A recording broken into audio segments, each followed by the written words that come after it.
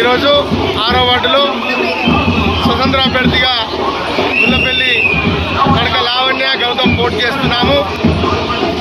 6వ వార్డు ప్రజలందరూ మా బ్యాలెట్ పై నంబరు 4వ నంబరు ఈల గుర్తు 6వ వార్డు ప్రజలందరూ ఈల గుర్తుపై ఓటు వేసి భారీ మెజార్టీతో గెలిపించాలని కోరుతా ఉన్నాము.